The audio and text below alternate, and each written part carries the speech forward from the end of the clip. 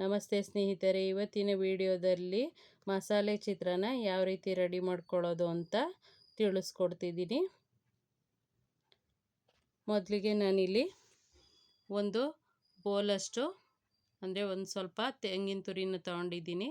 ಮೊದಲಿಗೆ ಮಿಕ್ಸಿ ಜಾರ್ಗೆ ಒಂದೆರಡು ಬೆಳ್ಳುಳ್ಳಿ, ಒಂದೆರಡು ಇಂಚಷ್ಟು ಶುಂಠಿ, ಹಾಗೆಯೇ ಸ್ವಲ್ಪ ಚಕ್ಕೆ, ಒಂದು 8 ಲವಂಗ, ಹಾಗೆ ತೆಂಗಿನ ತುರಿ ಒಂದು ಚಿಕ್ಕ ಬೌಲಲ್ಲಿ ಒಂದು ಬೌಲಷ್ಟು ತೊಗೊಂಡಿದ್ದೆ, ಅದನ್ನು ಸೇರಿಸ್ಕೊಳ್ತೀನಿ. ಅದ್ರ ಜೊತೆಗೆ ಒಂದು 12 ಹಸಿಮೆಣಸಿನ್ಕಾಯಿ, ಸ್ವಲ್ಪ ಕೊತ್ತಂಬರಿ ಸೊಪ್ಪನ್ನ ರುಬ್ಬಿಟ್ಕೊಳ್ತೀನಿ.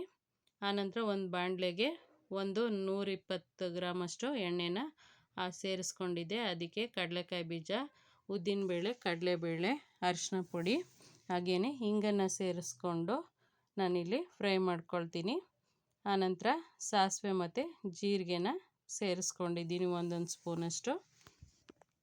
ಇದಾದ ನಂತರ ಒಂದು 5-6 ಒಣಮೆಣಸಿನ್ಕಾಯಿ ಹಾಗೆ ಕರಿಬೇವು ಸೊಪ್ಪನ್ನ ಸೇರಿಸ್ಕೊಂಡು ಫ್ರೈ ಮಾಡ್ಕೊಳ್ತೀನಿ. ಕಡಲೆಕಾಯಿ ಬೀಜ ಹೊಂಬಣ್ಣ ಬರೋವರೆಗೂ ಬೇಯಿಸ್ಕೊಂಡು ನಾವು ರುಬ್ಬಿಟ್ಕೊಂಡು ಅಂತಹ ಪದಾರ್ಥನ ಇದಕ್ಕೆ ಸೇರಿಸ್ಕೊಳ್ತೀನಿ. ಈ ರೀತಿ ಕಲರ್ ಚೇಂಜ್ ಆದ ನಂತರ ನಾನಿಲ್ಲಿ ರುಬ್ಕೊಂಡಿರೋ ಅಂಥದ್ದು ನೀರು ಸೇರಿಸಿಲ್ಲ, ಹಾಗೆಯೇ ರುಬ್ಕೋಬೇಕು. ತರಿಯಾಗಿಯೇ ರುಬ್ಕೋಬೇಕು, ತುಂಬ ನುಣ್ಣಗೆ ಮಾಡ್ಕೋಬಾರ್ದು. ಇದನ್ನು ನೀರು ಹಾಕದೆ ರುಬ್ಕೊಂಡಿದ್ದೀನಿ. ಇವಾಗ ಈ ಮಸಾಲೆನ ಸೇರಿಸ್ಕೊಂಡು ಎಣ್ಣೆ ಬಿಡೋವರೆಗೂ ಬೇಯಿಸ್ಕೊಳ್ತೀನಿ. ಇದಕ್ಕೆ ರುಚಿಗೆ ತಕ್ಕಷ್ಟು ಉಪ್ಪು, ಹಾಗೆಯೇ 1 ಮೀಡಿಯಮ್ ಸೈಜ್ದು ನಿಂಬೆಹಣ್ಣಿನ ರಸನ ಇದಕ್ಕೆ ಸೇರಿಸ್ಕೊಳ್ತೀನಿ. ಇವಾಗ ರುಚಿಗೆ ತಕ್ಕಷ್ಟು ಪುಡಿ ಉಪ್ಪನ್ನ ಸೇರಿಸ್ಕೊಂಡಿದ್ದೀನಿ.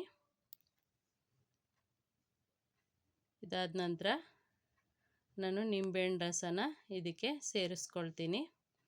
ಸೇರಿಸ್ಕೊಂಡು ಅನ್ನನ ಮಾಡಿ ಸ್ವಲ್ಪ ಆರಕ್ಕೆ ಬಿಟ್ಟಿರೋ ಅನ್ನದ ಮೇಲೆ ಈ ಗೊಜ್ಜನ್ನ ಹಾಕ್ಕೊಂಡು ಚೆನ್ನಾಗಿ ಮಿಕ್ಸ್ ಮಾಡ್ಕೊಳ್ಳೋದ್ರಿಂದ ಮಸಾಲೆ ಚಿತ್ರಾನ್ನ ಸುಲಭವಾಗಿ ರೆಡಿಯಾಗುತ್ತೆ, ಹಾಗೆಯೇ ತುಂಬ ರುಚಿಯಾಗೂ ಇರುತ್ತೆ.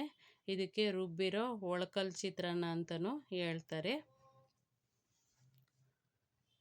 ಈ ರೀತಿ ಎಣ್ಣೆ ಬಿಡಬೇಕು, ಸೈಡಲ್ಲೆಲ್ಲ ಎಣ್ಣೆ ಬಿಡ್ತಾ ಬಂದಾಗ ಗೊಜ್ಜು ರೆಡಿಯಾಗಿದೆ ಅಂತ. ಕೊನೆಯಲ್ಲಿ ನಾನು ಇದಕ್ಕೆ ನಿಂಬೆಹಣ್ಣು ರಸನ ಸೇರಿಸ್ಕೊಂಡಿದ್ದೀನಿ. ಈ ರೀತಿ ಮಿಕ್ಸ್ ಮಾಡ್ಕೊಳ್ತಾ ಎಣ್ಣೆ ಸೈಡಲ್ಲಿ ಬಿಟ್ಟಾಗ ಸ್ಟವ್ನ ಆಫ್ ಮಾಡಿಕೊಂಡು ಇದನ್ನು ಅನ್ನದಕ್ಕೆ ಕಲಿಸ್ಕೊಳ್ತೀನಿ. ಕೊನೆಯಲ್ಲಿ ಒಂದು 8-10 ಕರಿಬೇವಿನ ಎಲೆನ ಸೇರಿಸ್ಕೊಂಡಿದ್ದೀನಿ. ಈ ರೀತಿ ಟ್ರೈ ಮಾಡಿ ಹೇಗೆ ಬಂತು ಅಂತ ತಿಳಿಸಿ. ಧನ್ಯವಾದಗಳು.